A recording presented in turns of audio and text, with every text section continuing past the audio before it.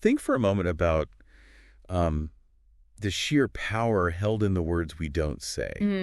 Yeah. All those emotions churning inside, the unspoken stuff. Exactly. The narratives we keep locked away. It's this huge internal landscape, right? Definitely. But what if, like, there was a way to explore that? Or even reshape it? Not by talking, but something private. Precisely. That's kind of the territory we're venturing into today, this whole practice of writing unsent letters. Right. Forget stamps, forget the mailbox. Totally. These are letters just for you. A really potent kind of journaling, actually. It lets you engage with feelings on a deep level, doesn't it? Free from, having to actually talk to someone. Exactly. And for this deep dive, we've really immersed ourselves in what journaling experts, therapists, personal development coaches are saying. And they all seem to highlight the benefits, right, of just putting pen to paper without any plan to send it. They really do. So if you're listening and maybe navigating complex emotions or dealing with unresolved stuff, or just looking for a powerful way to express yourself, yeah, this deep dive into unsent letters, it probably has something for you. Okay, so let's unpack the core idea. What is an unsent letter, fundamentally? Well, at its heart, it's writing to someone, could be someone living, someone passed away, even a version of yourself. But you know from the start you're not sending it. That's the key. The whole point is internal. It's a tool for, personal processing. Getting clarity, moving towards closure, releasing burdens you might be carrying. It's interesting how different sources frame that. Kristen Renee, for instance, talks about how structuring thoughts in writing just illuminates things, creates mental space. And then Trauma Research UK really hits on the safety aspect. Ah, yes. Being totally candid. Completely candid, unfiltered, no fear of judgment, no repercussions. That's huge. That safety element feels really key. Julia McCutcheon mentions that too, right? Your voice gets heard. Even if only by you. Without judgment, without interruption. Yeah. And Aligned Business Alchemy echoes that it's an outlet for trapped emotions. Especially when talking directly is, well, difficult or just not a good idea. It's more than just venting, though, isn't it? Oh, definitely. Kristen Renee makes a great point about writing by hand, physically writing. How it engages the brain differently. Yeah, it's not just thinking, it's grounding. Yeah. It helps you grasp what's really going on underneath. Like her burnt chicken fight analogy. Exactly. That small argument might actually be about deeper needs not being met. So writing without consequence, as she puts it, can unlock truths you might otherwise avoid. It's a safe channel for those bottled up feelings. Which therapeutic letter writing also highlights, especially when talking is blocked. Right. And for situations where, real closure isn't possible, the Loving Therapy Project suggests this can give you kind of good enough closure. A sense of completion, even if it's internal. And it goes beyond just immediate relief. Julia McCutcheon points out it can spark new understanding. Like seeing patterns in relationships or your own life. Exactly. Just laying it out can give you a totally different perspective. And she also mentions that feeling of, relief. Just getting it out. Yeah, finally saying what needed saying. And several sources back this up. Compose.ly, Aligned Business Alchemy. They talk about the 4 C's. Clarity, closure, confidence, and calm. Yeah. Think about clarity, forcing yourself to articulate feelings. Even just for yourself. Organizes the mental chaos, brings clarity almost naturally. So these letters aren't just about negativity. They're a path to, what, emotional balance? And self-awareness, definitely. Okay, so we're getting the what and the why. It's clear this can be really impactful. Yeah.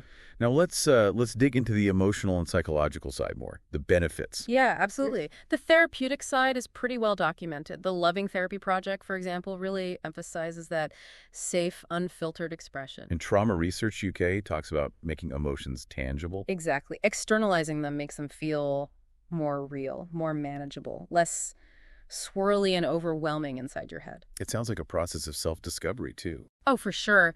The Loving Therapy Project highlights that greater self-understanding, self-reflection comes out of it. You're basically acknowledging and validating your own deep emotions. Which you might otherwise just push down, right? And Julie McCutcheon, among others, points to the release. Pent-up stuff.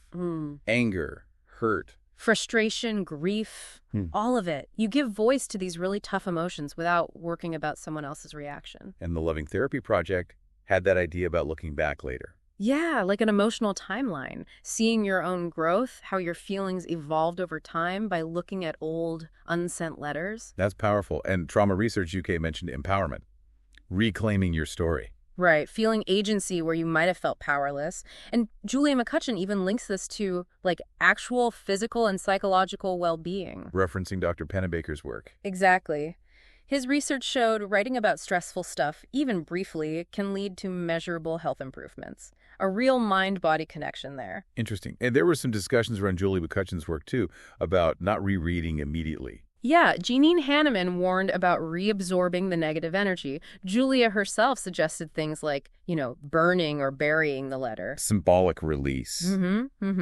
Which connects to what Brooklyn Whitteman said burning them felt visually cathartic. And Julia validated that. Yeah. Then there was Connie Hutton, writing to a horse. Yeah, that idea of purging honesty and discovering things she didn't even realize she felt, it shows the depth this can reach. Aligned Business Alchemy talks about a feeling of settlement.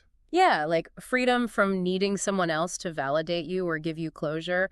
The act itself becomes the resolution. And therapeutic letter writing mentions it being a safe space for things you're afraid to say out loud. Definitely. But it's crucial, and several sources stress this. Especially Trauma Research UK and Loving Therapy Project. That this is a tool. It's not a replacement for professional help if you're dealing with deep, complex trauma. Absolutely critical distinction. It's powerful, but know its limits and when to seek support.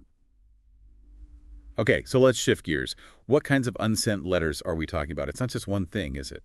Not at all. It's really diverse. Kristen Renee and Compose. For example, mention the letter to the editor. Even if you don't send it. Right. Just the act of building that argument, maybe even trying on another perspective, clarifies your own beliefs. It's a great internal exercise. Then there's the one many people might think of first. The letter to the dearly departed. Yeah. Kristen Renee, Compose. Died, Aligned Business Alchemy all talk about this. It taps into that deep need for connection, for saying unsaid things. Seeking closure after loss. Exactly. That prompt, I wish I could tell you, is so powerful. And thinking about Donald Hall writing after his wife's death really shows the comfort it can bring. What about looking forward? The letter to your future self. Oh, yeah. Kristen Renee and Compose Kudley both find that really valuable, saving little gems of wisdom for yourself. Or warnings, like Kristen's note about not cutting bangs. Exactly. Speculating about the future, offering reminders, it's a cool way to connect with different parts of yourself across time. And practically speaking, there's the letter to prepare for a conversation. Super useful. Kristen Renee highlights this for those tricky conversations we all dread. Writing it out first helps you center yourself. Totally. Identify your main points, build confidence. Those prompts like, what I really want to tell you is, or if I could say anything without consequence, I'd tell you. Great starting points for that. Definitely. Then Compose.ly and Aligned Business Alchemy bring up letters for amends or forgiveness. This could be for gratitude and recovery, or releasing anger about past hurts. Both. And the unsent release letter source fits here too, that idea of consciously letting go of emotional ties. So even if you're not talking to the person. The internal process of writing for amends can still be healing. Right. And I liked the letter in a bottle idea. From Compose.ly and Aligned Business Alchemy, like future letters. Yeah, to a child, or maybe your own future self again. That story about the teenager finding her younger self's letter in a time capsule. So touching. Really shows the potential impact. And then there's the simple love letter. Just expressing affection without pressure. Exactly. Compose.ly and the Loving Therapy Project mention this. Pure expression, no expectation. Kristen Renee lists quite a few others too, right? Like apologies. Yep, a letter of apology for processing remorse. A letter to be opened on a future date. An expression of gratitude just to focus on the positive. Even a letter to an infant. Yeah, expressing hopes and dreams for a newborn. Really lovely. And we shouldn't forget anger. Angry letters. Right. Aligned Business Alchemy, achievement-centered therapy talk about this. A safe way to vent. Understand the roots of your anger. Like Abraham Lincoln supposedly did. That's the historical example, yeah. Write it, then maybe don't send it. And the release letter source focuses specifically on letting go of guilt, resentment, often with that ritual destruction piece. Therapeutic letter writing had some specific ones too, like for dealing with abuse. Yes, therapeutic letters to abusers, expressing hurt, reclaiming power, and importantly, they suggest following that with a compassionate letter to your inner child. That's a key piece of self-care there. Absolutely. And they also mention letters for ending relationships, articulating changing needs, finding closure, even acknowledging the good parts while moving on. Wow. Okay, the range is incredible. So if someone listening is thinking, okay, I want to try this, what are some practical tips? How do you actually do it? Good question. Several sources give great advice. First off, the Loving Therapy Project says, find a quiet space. Uninterrupted time for reflection is key. Makes sense. And maybe set a time limit. Yes, they suggest time capping it. Maybe 30 minutes, maybe 90 minutes. Enough time to engage, but not so long you just ruminate endlessly. Right, you want processing, not getting stuck. Right. So you're in your quiet space. Then what? Then, the Loving Therapy Project advises reflect and open up. Notice physical sensations, let emotions flow onto the paper. No censoring. Just let it out. Yeah. And they also suggest digging deeper with the mind-body connection. How did this impact you physically, mentally? Notice any judgmental thoughts popping up. Sometimes just starting is the hard part, though. Yeah. Any prompts to get the words flowing. Definitely. We mentioned some earlier from Kristen Renee and Aligned Business Alchemy. What I really want to tell you is, if I could say anything without consequence, I'd tell you. Or I wish I could tell you. Those can really kickstart things. They really can. And the main thing is just be honest and raw. Remember who this is for just you. Trauma Research UK, Loving Therapy Project really stress that. And don't sweat the small stuff. Yeah. Grammar, punctuation. Not in the first draft, no. Achievement-centered therapy, Hazel Hill both say focus on getting the emotion out, not perfect sentences. Achievement-centered therapy had that interesting 3 unsent letters technique. Right. The no-holds-barred draft, then a cleaned-up one, then one thinking about how the other person might hear it, even though you won't send it. It's like looking at it from different angles for your own understanding. Exactly. Maximize your own insight. Okay, so you've written the letter. It's all down on paper. Then what? What do you do with it? The big question. And it's part of the process. Composely, Loving Therapy Project mention options. Burning, shredding, tearing it up, or just keeping it.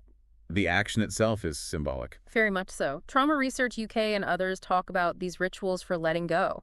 They can really solidify the emotional work you've done. Is there ever value in rereading it later? Some sources suggest yes, like the Unsent letter or Lincoln letter. Reread when you're calmer, gain perspective. But with caution, right? Remembering Jeanine Hanneman's point about not reabsorbing negativity. Precisely. Use discretion there. Yeah. And that same source, the Unsent letter or Lincoln letter, also gave that experience cube model. Observations, thoughts, emotions, wants. Yeah, a structured way to write that promotes self-awareness and avoids just like ranting without insight. Therapeutic letter writing had that lovely idea too, after writing to someone who hurt you. Write a compassionate letter to your own inner child. Such a powerful act of self-kindness. Really is. And the unsent release letter source even suggested flipping it. Yeah, reverse the technique. Try writing to yourself from the other person's perspective. Could be eye-opening. It sounds like this isn't necessarily a one-and-done thing. Usually not. The Loving Therapy Project stresses rest and repeat. You might write multiple letters over time as you process things more deeply. And always, always remember To know when to seek professional help. Loving Therapy Project, the Unsent letter or Lincoln letter are clear on this, especially for deep trauma. for sure. And if you're just starting out, The Unsent release letter suggests starting simple. Maybe write to a friend first. Then explore writing to parents, relatives, even a higher power as you get comfortable. okay, so bringing this all together, it really seems like writing unsent letters is this incredibly flexible, powerful tool. It really is. For getting into your inner world, understanding it. It's this safe, private space for being truly authentic. Facilitates deep emotional processing, brings clarity, brings release. It's a way to have those hard conversations. Even if they only happen on the page. Exactly. So for you listening right now, maybe it is time to save a stamp and free your mind, as Kristen Renee put it so well. Mm-hmm. What emotions, what unsaid words might be looking for an outlet? Could this be it for you? Yeah, think about it. Which type of unsent letter we talked about resonates most with where you are right now? What might be the most meaningful starting point for your journey?